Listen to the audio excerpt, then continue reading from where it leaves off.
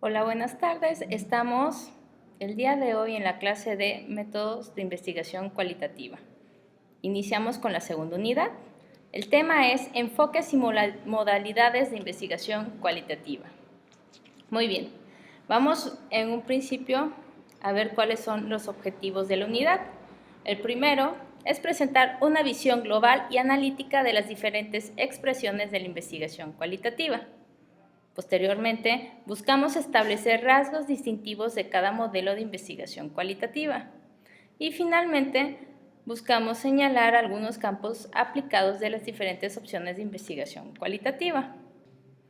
Antes de iniciar con el curso, quiero decirles que las actividades que se van a dejar de tarea tienen relación directa con la implementación de cada una de las teorías que veremos en la modalidad de investigación cualitativa. Bien, el tema es perspectivas comprensivas y explicativas de la investigación social cualitativa, fundamentos teóricos y características específicas. Bueno, la lista de opciones con respecto a esas perspectivas comprensivas y explicativas de la investigación es muy amplia. Estamos hablando de una gran familia de la llamada investigación social de corte cualitativo. Y para fines expositivos abordaremos un poco más a detalle solamente 5 aproximaciones básicas. Ellas son, por un lado, desde una perspectiva interpretativa, la etnografía, la etnometodología y la hermenéutica. Y por el otro lado tenemos la perspectiva explicativa, en la cual están incluidas la investigación-acción y la teoría fundada. Bien. Presentaremos en una primera parte lo que a nuestro juicio son dos fundamentos teóricos más importantes de muchos de los escares cualitativos de la investigación social. Ellos serán el interaccionismo simbólico y la fenomenología, y un tercer fundamento representado por la teoría de la acción comunicativa, el cual fue desarrollado por Hoyos y Vargas en 1997. El interaccionismo simbólico o sociología cognitiva es uno de los fundamentos teóricos generales de la investigación cualitativa. Veamos, las raíces filosóficas de esta corriente de pensamiento se hallan en el pragmatismo de John Dewey. Está representado por Zicouret y sus seguidores y les da un peso específico a los significados sociales que las personas asignan al mundo que les rodea. Según Brunner, algunas de sus premisas nos dice que, en primera, las personas actúan con respecto a las cosas e inclusive frente a las personas sobre las bases de los significados que unas y otras tienen para ellas. Otra de sus premisas es que los significados son productos sociales que surgen durante la interacción. Y finalmente, los actores sociales asignan significados a situaciones o a otras personas o a las cosas y asimismo a través de un proceso de interpretación le siguen dando significado particular. La manera como el interaccionismo plantea los objetivos por investigar entonces ya no son una cultura en general o los productos culturales en particular, sino son esencialmente los procesos de interacción por los cuales se produce la realidad social dotada de significado. De esto último podemos decir que la principal preocupación de un investigador cualitativo es ver la realidad social como un ente con existencia previa a la interacción que uno va a generar dentro del campo de acción para no perder un interés. Ahora bien, desde la óptica expuesta, todas las organizaciones, culturas y grupos están integrados por actores envueltos en un proceso permanente de significación e interpretación del mundo que les rodea.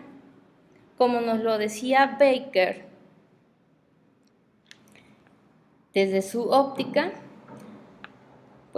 para entender la conducta de un individuo debemos conocer cómo percibir la situación, los obstáculos a los que se creía tener que enfrentarse, las alternativas que se ofrecían, las cuales solo podemos comprender por medio de los efectos del campo de posibilidades, de las subculturas, de la delincuencia, de las normas sociales y de otras explicaciones de comportamiento comúnmente involucradas, si las consideramos desde el punto de vista desde el actor social. ¿Se acuerdan que en clases pasadas hablábamos de un ejemplo de cuando hacemos investigación y vamos a observar a una cárcel, ¿no? Entonces aquí podríamos aplicar perfectamente esta metodología, ¿no? Cuando vamos y observamos, queremos ver desde los actores sociales, en este caso, los reos o los reclutas, cómo se vive en un reclusorio. Y solamente viviendo desde adentro, como un recluta, podemos entender la conducta y percibir las situaciones que ellos están viviendo. Y asimismo podríamos dar seguimiento o interpretación a las acciones que ellos van a ejercer sobre algún hecho en específico. Ahora hablaremos de los rasgos fundamentales del interaccionalismo simbólico. Principalmente podríamos decir que se aparta de una forma radical de aquellas teorías sociales, que trabajando como eje de análisis de la realidad humana, le da significación al problema, como se expone aquí en estos 4 puntos. Su principal rasgo es que se aparta de forma radical de las teorías sociales. Posteriormente, presuponen la existencia de significados sociales ocultos tras el mundo fenomenológico de las apariencias. Otro rasgo es el centro de su análisis, el cual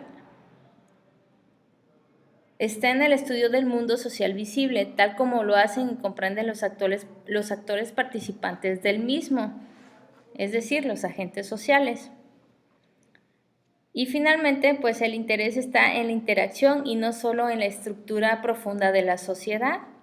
Es decir, no se trata nada más de ver cómo funciona la sociedad por las normas preestablecidas de manera gubernamental o cultural, sino es necesario ir a la raíz, es decir, desde la plataforma donde está parada cada individuo. Existen 2 tendencias del interaccionalismo simbólico. Una es de corte conductista social y la otra maneja un perfil fenomenológico. El de corte conductista social está preocupado por construir un vocabulario científico propio, a diferencia de aquel que tiene el perfil fenomenológico, que se preocupa por conducir la investigación sociológica a través de la descripción y el análisis de los conceptos y razonamientos empleados por los actores. Bien, hasta aquí ya hablamos acerca del interaccionalismo simbólico, sociología cognitiva, que es una de las principales raíces filosóficas de esta metodología cualitativa. Ahora vamos a ver otro de los principales pilares en este tema, titulado la fenomenología, otro gran pilar conceptual de la investigación social de tipo cualitativo. Los fenomenólogos dicen que tratan de describir la experiencia sin acudir a explicaciones causales. ¿Se acuerdan también que en la clase pasada hablamos de 3 tipos de estudios? Uno de ellos era el exploratorio y en él nos hacíamos la pregunta, ¿qué me puedo encontrar? Bueno, la fenomenología aplica este tipo de estudio o se basa en este tipo de estudio porque siempre busca descubrir lo nuevo. Bueno, hasta aquí ya vimos una de las principales raíces filosóficas de la modalidad de investigación cualitativa, que era el interaccionalismo simbólico o también llamado sociología cognitiva. Ahora veremos el tema 2, que es la fenomenología, otro gran pilar conceptual de la investigación social de tipo cualitativo. Los fenomenólogos dicen que se trata de describir la experiencia sin acudir a explicaciones causales. ¿Se acuerdan que en la clase pasada hablábamos del estudio exploratorio? Era uno de los 3 principales estudios que se hacían en la metodología cualitativa y él lo podíamos referenciar con la pregunta ¿qué me puedo encontrar? Los fenomenólogos utilizan esta pregunta para encauzar su investigación, o este tipo de preguntas, ¿no? Porque van a descubrir. Heidegger, en una de sus investigaciones, dice que la estructura del mundo, de la vida, es focalizada en la experiencia vivida. Ahora, esta frase es la base del marco de la comprensión y análisis de la realidad humana y ha sido retomado por varios investigadores y varios filósofos como Habermas. Dentro de la fenomenología existen 4 tipos de existenciales y para él existe un proceso metodológico. Los básicos para el análisis mencionado son el espacio vivido, el cuerpo vivido, el tiempo vivido y las relaciones humanas. Nos basamos en Van Maine, quien nos dice que el espacio vivido está referenciado a la espacialidad, es decir, en dónde nos estamos colocando, desde qué plataforma estamos investigando. Nos referimos al ambiente, ya sea escuelas, ya sea hospitales, espacios abiertos, plazas. Ahora bien, el cuerpo vivido se refiere a corporeidad. El tiempo está bastante claro, que es en qué año nos estamos focalizando, en qué temporada, eso influye mucho, hasta el hecho de decir voy a hacer una investigación o voy a realizar una observación en el día, en la tarde o en la noche, un día soleado o un día nublado, influye para la observación de la investigación. Y pues las relaciones humanas tiene vinculación con la comunidad en sí, como nos dicen los investigadores fenomenólogos. El interés se torna en la búsqueda de acceso a la esencia de ese conjunto de existenciales. Es decir, no podemos ver una situación sin considerar estos 4 puntos primordiales. Bien, a partir de los existenciales, Speiber y Voigt hablan de los 7 pasos que más bien Speiber establece para la búsqueda del acceso a la esencia de este conjunto de existenciales. Se escucha un poco enredado, ¿verdad? Pero es así. Bueno, los 7 pasos son la intuición, el análisis, la descripción, la observación, la exploración, la suspensión de las creencias y la interpretación de los significados ocultos o encubiertos. Spielberg llama intuición al desarrollo de niveles de conciencia a través de ver y escuchar. Asimismo, considera que el análisis es la identificación de la estructura del fenómeno bajo un estudio mediante una dialéctica. La dialéctica no es otra cosa más que la conversación o el diálogo que se tiene entre el actor participante y el sujeto que estamos estudiando, ¿no? Sería el investigador y el sujeto. Este conocimiento se genera a través de un proyecto conjunto en el cual interrogado e investigador juntos se comprometen a describir el fenómeno bajo estudio. Es lo que Habermas llamó actitud realizativa. Ahora bien, la descripción, aquí Spielberg se refiere a que este paso depende de quien escucha y explora su propia experiencia del fenómeno. Dice, el esclarecimiento comienza cuando el mismo es comunicado a través de la descripción, es decir, ya de manera escrita. Posteriormente, el paso 4 tiene que ver con la observación de los modos de aparición del fenómeno. El 5.º paso es la exploración de la conciencia. En este estadio de conciencia, el investigador reflexiona sobre las relaciones o afinidades estructurales del fenómeno. Un ejemplo claro es considerar la relación entre el dolor y la herida. El investigador tendrá que ver bajo qué condiciones se experimenta, es decir, cómo fue que apareció esa herida. Y asimismo tendrá que ver la naturaleza y el significado del dolor. O sea, ¿me duele porque me arde o me duele porque me lastimó moralmente? ¿No?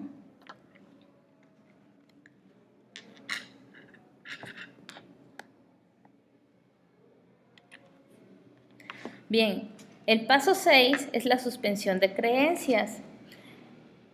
Esto no es otra cosa que la reducción fenomenológica, es decir, como lo dice Rowell, es la suspensión temporal del juicio, es donde el investigador ya no involucra ni sentimientos, ni emociones, ni lo subjetivo de su pensar, sino que observa fríamente la situación. Y finalmente, el séptimo paso es la interpretación de los significados ocultos o encubiertos. Y pues este último paso se usa en la fenomenología hermenéutica para descubrir la experiencia vivida en una forma tal que pueda ser valorada para informar la práctica y la ciencia. Bien, ahora pasaremos a la etnografía, una visión del humano desde la cultura. Primero que nada, pues vamos a irnos a la definición etimológica, ¿no? La palabra etnografía proviene del griego etnos, que significa tribu o pueblo, y de grafo, que es yo escribo. En traducción de Watts podría ser la descripción del modo de vida de un grupo de individuos. Por otro lado, tenemos que, según la acepción de Malinowski, la etnografía es aquella rama de la antropología que estudia descriptivamente las culturas. Y etimológicamente el término pues significa grafé, que es descripción del estilo de vida de un grupo de personas habituadas a vivir juntas, etnos. La etnografía, como bien es sabido, partió de construir su objeto de estudio ligado a la discusión de la cultura. Inicialmente solo en sociedades consideradas como elementales o catalogadas bajo ese criterio, ¿no? Donde las sociedades no habían accedido a la civilización, entendidas como que la civilización nada más estaba en Occidente. Más tarde, y en contraste, pues surgió la llamada etnografía de las sociedades complejas, con aplicaciones a grupos poblacionales específicos como los viejos y ambiguos nuevos, tales como la institución psiquiátrica, las escuelas, las fábricas, los centros recreativos, entre otros. Y pues ligados a estos desarrollos vinieron de manera consistente las propuestas denominadas antropologías urbanas. En su nueva acepción, la etnografía desagrega lo cultural en objetos más específicos, tales como la caracterización e interpretación de las pautas de socialización, la construcción de valores, el desarrollo y expresiones de la competencia cultural, el desarrollo y la comprensión de las reglas de interacción y otros factores, ¿no? Ahora bien, recientemente, en el 94, uno de los principales autores, Boyle, planteó un sistema de clasificación de etnografías bajo las denominaciones de etnografías clásicas u holísticas, etnografías particulares, focalizadas, etnografías transversales y etnografías etnohistóricas. Sin embargo, a pesar de la anterior tipología, se señala que la mayor de las etnografías pueden identificarse por ciertas características comunes, tales como su holismo, su contextualización y su reflexibilidad. Bueno, más adelante vamos a hablar acerca de Boyle, que aunque dice que estableció una clasificación de 4 tipologías, otros autores manejan que realmente hizo una clasificación de 5. Ahora bien, la etnografía es importante ver que desagrega lo cultural en objetos específicos como pues, la caracterización de las pautas sociales, que es lo que ya les mencionaba hace un rato, la construcción de los valores, el desarrollo y expresiones de las competencias culturales y pues esas reglas de interacción que constantemente tenemos en la vida cotidiana, ¿no? Un ejemplo de ellos es, por ejemplo, ahorita el reglamento de tránsito, que hace unos pocos años era como que muy diferente el municipal al estatal. Y ahora que hubo esa unificación entre el reglamento estatal y municipal, al menos aquí en el estado de Veracruz, pues las reglas de interacción han cambiado, ¿no? Ahora vemos que los policías estatales no pueden involucrarse en jurisdicciones municipales que tengan que ver con transportes específicos, ¿no? Ese es solo un ejemplo. Ahora bien, les mencionaba anteriormente que varios autores mencionan a su vez a Boyle acerca de su clasificación etnográfica. Y pues yo les mencioné 4 propuestas de él o 4 tipos de etnografías que él había preestablecido. Sin embargo, les presento 5 tipos de etnografías que tienen que ver con las anteriores, pero más explicadas, ¿no? Más desarrolladas. Bien, la primera, la etnografía procesal.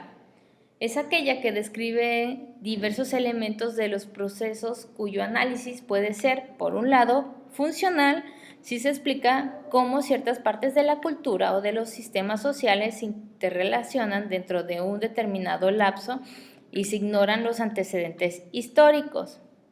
Y está también, por otro lado, dentro de la etnografía procesal, el lado diacrónico, el cual pretende explicar los procesos o los sucesos como un resultado de un proceso histórico. Ahora, la etnografía holística o clásica que maneja Boyle se enfoca en grupos amplios y suelen tener forma de libro debido a su extensión. Por ejemplo, el estudio de Malinowski sobre los habitantes de las islas Trobriand. La tercera etnografía propuesta por Boyle es la particularista. Aquí nos habla de la aplicación de una metodología holística en grupos particulares o en una unidad social. Un ejemplo en el libro de James Morse, que nos habla de los estudios que realizan las enfermeras en unidades hospitalarias, ¿no? Posteriormente tenemos la etnografía de corte transversal, en la cual, según Boyle, se realizan estudios de un momento determinado de los grupos investigados. Es decir, se hace un corte transversal en el tiempo, ¿no? Y finalmente tenemos la etnografía etnohistórica, que es el balance de la realidad cultural actual como producto de los procesos del pasado. Ahora bien, ¿cuáles son los retos de la etnografía? En primera, el investigador tiene que tener suficiente formación en antropología cultural y conocer los significados de un sistema sociocultural.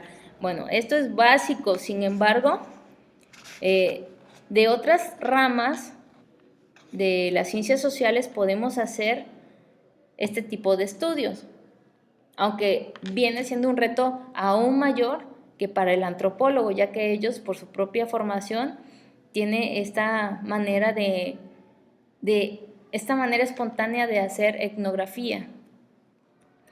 Y a nosotros, que estamos formados desde las ciencias sociales, pero un poquito más duras, desde la administración o la pedagogía o la contaduría, pues nos va a costar un poco más de trabajo hacer ese tipo de observación porque no estamos acostumbrados. Otro de los retos es que se dedica mucho tiempo a la recogida de datos. Hay que tener paciencia y tolerancia porque en ocasiones no vamos a poder interferir, es decir, lo que observamos lo tenemos que describir tal cual lo ven nuestros ojos. Ahora, el hecho de que en ocasiones se cuente los reportes finales como una historia dificulta la tarea a los científicos, ya que están acostumbrados a otro tipo de comunicaciones. Ahora bien, depende mucho el tipo de redacción. Por ejemplo, los que están formados en Derecho tienen pues una redacción más formal que tiene que ver con cuestiones penales.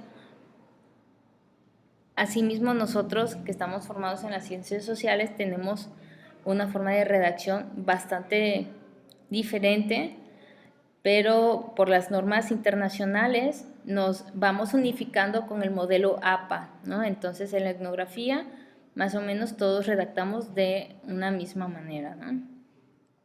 Ahora, otro de los retos es el riesgo a la hora de terminar la investigación debido a que el investigador se involucre demasiado. Un ejemplo de ello les puedo compartir de manera personal. Tengo una colega que es alemana y está haciendo una investigación en Oaxaca, ¿no? Ella lleva 3 años haciendo etnografía y se ha involucrado tanto con Oaxaca, en donde está haciendo su investigación, que ante los hechos de la semana pasada, pues ella también estuvo involucrada y también salió damnificada, ¿no? Entonces, aunque ya debió haber terminado su investigación, el hecho de estar involucrada sentimental o que se haya arraigado con la comunidad oaxaqueña, pues le ha involucrado otras cuestiones, ¿no? Ahora bien, la finalidad de abordar un estudio desde la etnografía es que se aborda el objeto de estudio con miras a comprender e interpretar una realidad con la finalidad de derivar conocimiento y planteamientos teóricos, más que a resolver problemas prácticos como lo podría ser la investigación-acción. Otro punto es que se trata de analizar e interpretar la información proveniente de un trabajo de campo, cuyos datos, la información verbal o no verbal, consisten en las experiencias textuales de los protagonistas del fenómeno o de la observación realizada en el ambiente natural para comprender lo que hacen, dicen y piensan sus actores, además de cómo interpretan su mundo y lo que en él se acontece. De una manera resumida, dos reconocidos etnógrafos, Atkinson y Hammersley, caracterizan la etnografía como una forma de investigación social que contiene de manera sustancial 4 rasgos importantes. El primero, un fuerte énfasis en la exploración de la naturaleza para encontrar la explicación a los hechos.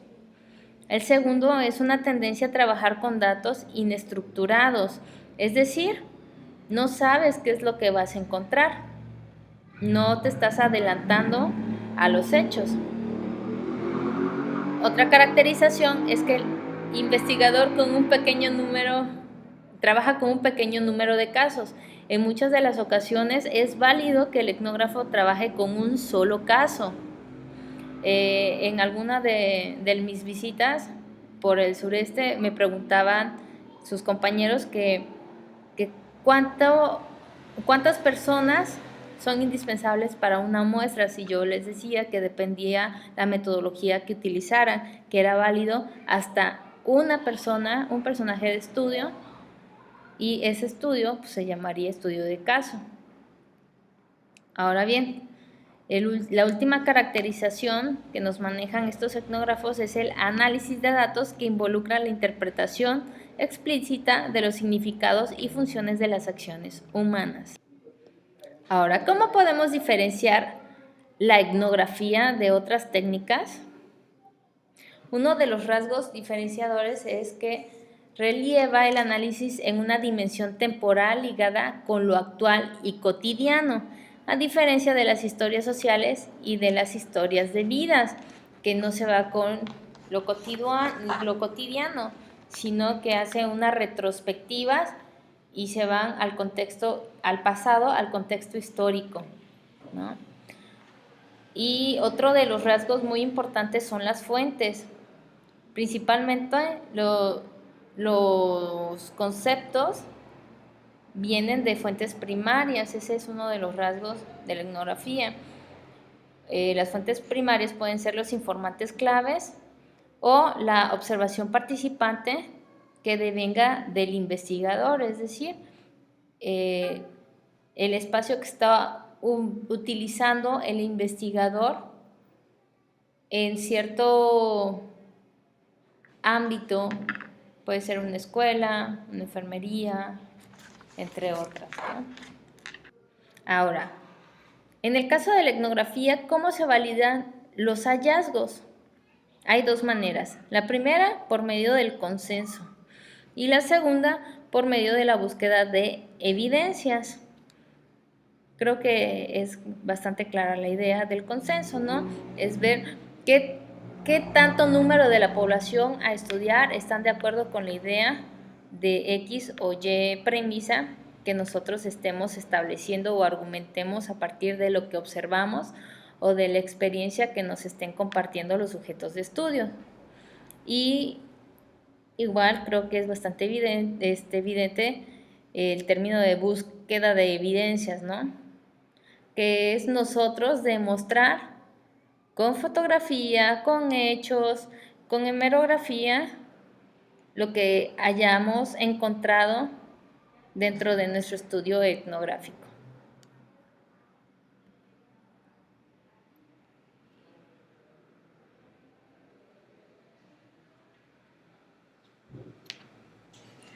Eso es todo el día de hoy, jóvenes. Vimos 3 pequeños temas que son parte de los enfoques y modalidades de investigación cualitativa. Vimos prácticamente los rasgos básicos y dependiendo de ellos es cómo se va a establecer la actividad, la próxima actividad, que es la 3. Gracias.